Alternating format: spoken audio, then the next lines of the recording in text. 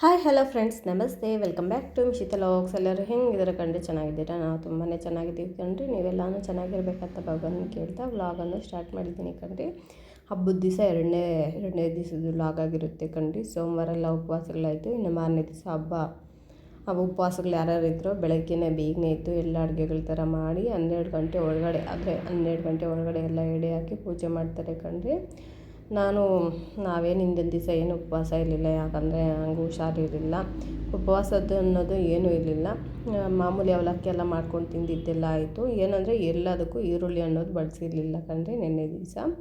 ಇನ್ನು ಸೋಮವಾರ ಬೆಳಗ್ಗೆನೇ ಒಂದು 5 ಗಂಟೆಗೆಲ್ಲ ಎದ್ದು ಆಚೆ ಎಲ್ಲ ನೀರು ಹಾಕಿ ರಂಗೋಲಿ ಹಾಕಿ ತಲೆ ಸ್ನಾನ ಮಾಡ್ಕೊಬಂದೆ. ಯಾಕಂದರೆ ಬೆಳಗ್ಗೆ 12 ಗಂಟೆ ಒಳಗಡೆನೇ ನಾವು ಪೂಜೆ ಏನಾದರೂ ಮಾಡ್ಕೋಬೇಕು. ಎಡೆ ಎಲ್ಲ ಹಾಕ್ಬಿಟ್ಟು ಅದಕ್ಕೆ ಬೇಗನೆ ಎದ್ದು ಮಾಡ್ಕೊತಾ ಇದ್ದೀನಿ ಕಣ್ರಿ. ಮಾಡ್ಕೊಳೋರೆಲ್ಲ ಒಬ್ಬಟ್ಟೆಲ್ಲ ಮಾಡ್ತಾರೆ, ಈ ಹಬ್ಬಕ್ಕೆ ಚೆನ್ನಾಗಿ ಮಾಡ್ಕೊತಾರೆ.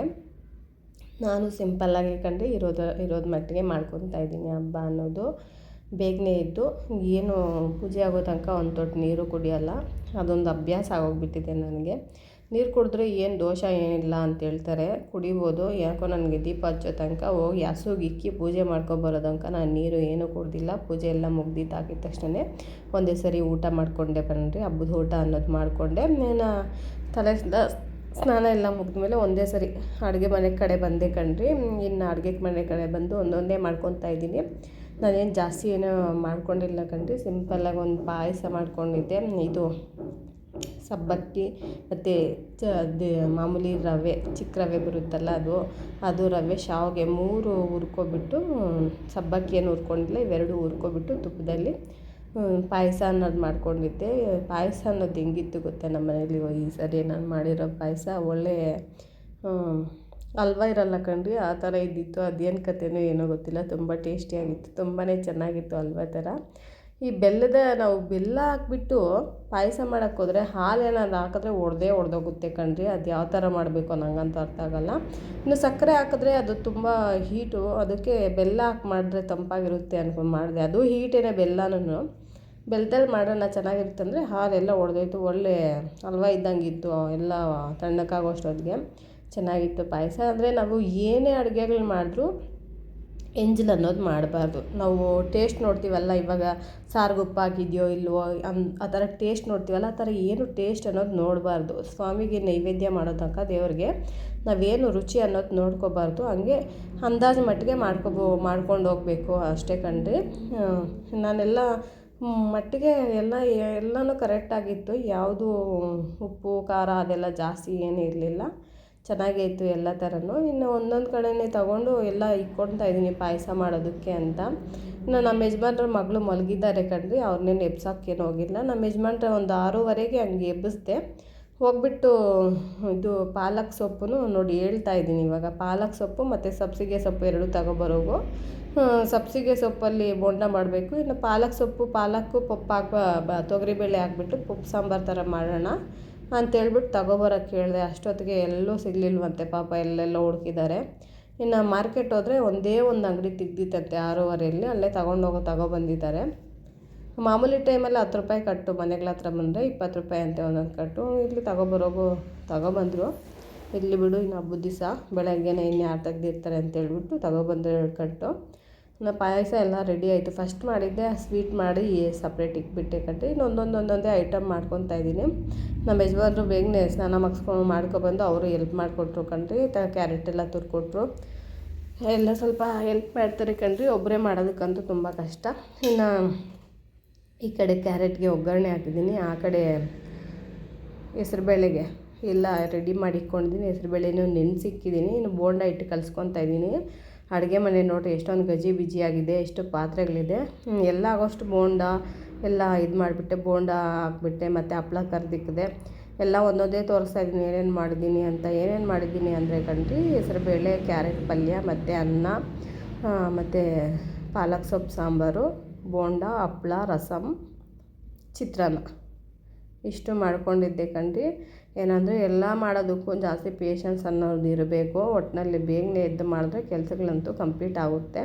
ಇನ್ನು ವೈಟ್ ರೈಸು, ಚಿತ್ರಾನ್ನದ ಗೊಜ್ಜು ಎಲ್ಲ ಮಾಡಿದ್ದೆ. ಇನ್ನು ನನ್ನ ಮಗಳು ಒಂದು ಸ್ವಲ್ಪ ಎತ್ತಿಗೆ ಬಿಟ್ಟಿದ್ದೆ ಕಣ್ರಿ, ಹಪ್ಳ ಎಲ್ಲ ದೇವರಿಗೆಲ್ಲ ಸಪ್ರೇಟಾಗಿ ಒಂದು 3. ಇನ್ನು ನನ್ನ ಮಗಳು ಕೇಳ್ತಾ ಇದ್ಲು, ಅವಳು ಕೊಟ್ಟೆ ಕಟ್ಟು ಕಳಿಸ್ದೆ. ಇನ್ನು ನಮ್ಮ ಯಜಮಾನ್ರಿಗೆ ಅವತ್ತು ಕೆಲಸ ಅನ್ನೋದು ಇತ್ತು ಕಣ್ರಿ. ಇನ್ನು ಭಾನುವಾರ ಅಲ್ಲ ಹಬ್ಬ, ಸೋಮವಾರ ಅವ್ರಿಗೆ ಕೆಲಸ ಇತ್ತು, ಅವ್ರು ಕೆಲ್ಸಕ್ಕೆ ಹೋದರು. ನಾನು ಹಬ್ಬಕ್ಕೆ ಲೀವ್ ತಗೊಂಡಿದ್ದೆ. ಇನ್ನು ಹಪ್ಪಳ ಎಲ್ಲ ಹಾಗೆ ಇಕ್ಕಿದ್ರೆ ತಣ್ಣಕ್ಕಾಗೋಗ್ಬಿಡುತ್ತೆ ಅಂತೇಳಿ 1-2 ಕವರ್ಗೆ ಗಂಟು ಹಾಕ್ಬಿಟ್ಟು ಎತ್ತಿಕ್ತಾಯಿದ್ದೀನಿ. ಇನ್ನು ಬೋಂಡ ಅದೆಲ್ಲ ಒಂದಕ್ಕೆ ಹಾಕೋಬಿಟ್ಟು ಎಲ್ಲ ತೊಳೆಯೋದಕ್ಕೆ ಹಾಕೋಬಿಡೋಣ.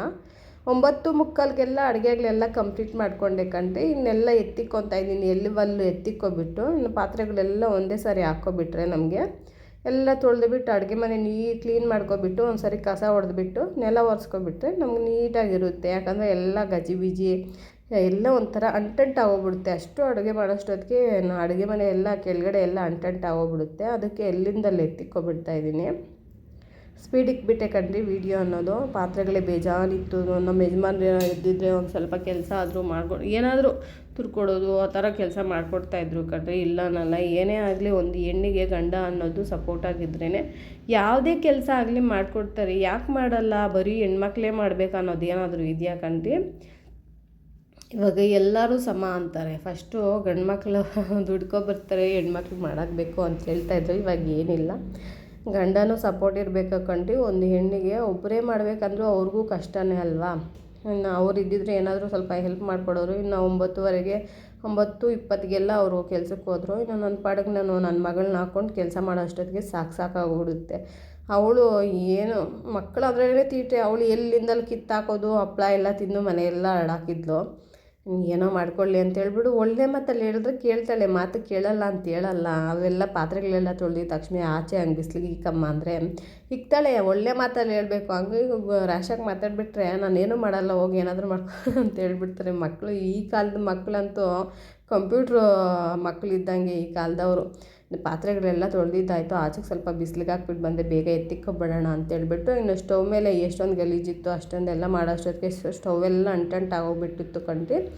ಅದೆಲ್ಲ ಒರೆಸ್ಕೊಬಿಟ್ಟು ಕಸ ಹೊಡ್ಕೊಂಡು ನೆಲನೂ ಒಂದು ಸರಿ ಒರೆಸ್ಕೊಬಿಟ್ಟು ಅದೆಲ್ಲ ಏನು ವೀಡಿಯೋ ಮಾಡ್ಕೊಳಕ್ಕೆ ಹೋಗಿಲ್ಲ. ಇನ್ನು ಕೈಕಾಲು ಮುಖ ಎಲ್ಲ ತೊಳ್ಕೊಂಬಿಟ್ಟು ಇನ್ನು ದೇವ್ರಿಗೆ ಒಂದು ಸ್ವಲ್ಪ ಹೂವು ಇಕ್ಕೊತಾ ಇದ್ದೀನಿ. ನೆನ್ನೆ ಇಕ್ಕಿದ್ದೆ ಚೆನ್ನಾಗಿತ್ತು, ಆದರೂ ಇನ್ನೊಂದು ಸ್ವಲ್ಪ ಹೂವು ಇಕ್ಕಿಬಿಟ್ಟು ಶಿವಪ್ಪನಿಗೆ ಸ್ವಲ್ಪ ಬಿಲ್ವತ್ರೆ ಇಕ್ಕದ ಹೂವು ಮತ್ತು ತುಂಬ ಇತ್ತು, ಸ್ವಲ್ಪ ಎತ್ತಿಕ್ಕದು ಅವೆಲ್ಲ ಇಕ್ಕಿಬಿಟ್ಟು ದೀಪಕ್ಕೆಲ್ಲ ಎಣ್ಣೆ ಹಾಕ್ಬಿಟ್ಟು ದೀಪ ಹಚ್ಬಿಟ್ಟೆ. ಕೈಕಾಲು ಮುಖ ತೊಳ್ಕೊಬಂದೆ ಕಣ್ರಿ. ಹಂಗೆ ಏನು ಮಾಡ್ತಾಯಿಲ್ಲ, ಎಲ್ಲ ಕೈಕಾಲು ಮುಖ ತೊಳ್ಕೊಬೋದು, ದೇವ್ರಿಗೆ ಅಲಂಕಾರ ಮಾಡಿಬಿಟ್ಟು. ಇನ್ನು ನಾನು ಏನೇನು ಮಾಡಿದ್ದೀನಿ ಅಡುಗೆಗಳು, ಒಂದು 3 ಎಲೆಗೆ ಅರಿಶಿನ ನೀರು ಉದಿಸ್ಬಿಟ್ಟು ಅರಿಶಿನ ಕುಂಕುಮ ಹೂವು ಎಲ್ಲ ಇಕ್ಬಿಟ್ಟು ನಾನು ಏನೇನು ಮಾಡಿದ್ದೀನಿ ಅವೆಲ್ಲ ಬಡಿಸ್ಬಿಟ್ಟು ದೇವ್ರಿಗೆ ಕಡ್ಡಿ ತಿರ್ಸಿ ಆರತಿ ಮಾಡಿ ಹಂಗೆ ತಿನ್ನಂಗಿಲ್ಲ ಕಣ್ರಿ. ಒಂದು ಎಡೆ ಎತ್ಕೊಂಡೋಗಿ ದೇವ್ರಿಗೆ ಅಂತ ಹಸುಗೋಗಿ ಪೂಜೆ ಮಾಡ್ಕೊಂಬಿಟ್ಟು ಹಸು ತಿಂದ ಮೇಲೆ ಬಂದು ಇನ್ನು 2 ಎರೆ ನಾವು ತಿನ್ನೋದು ಕಣ್ರಿ. ಮನೇಲಿ ಯಾರು ಇರ್ತಾರೋ ಅವ್ರು ತಿಂದಾದಮೇಲೆ ನಾವು ತಿನ್ನಬೇಕು. ಈ ವ್ಲಾಗ್ ಇಷ್ಟ ಆದರೆ ಪ್ಲೀಸ್ ಲೈಕ್ ಮಾಡಿ, ಶೇರ್ ಮಾಡಿ, ಸಬ್ಸ್ಕ್ರೈಬ್ ಮಾಡ್ಕೊಳ್ಳಿ.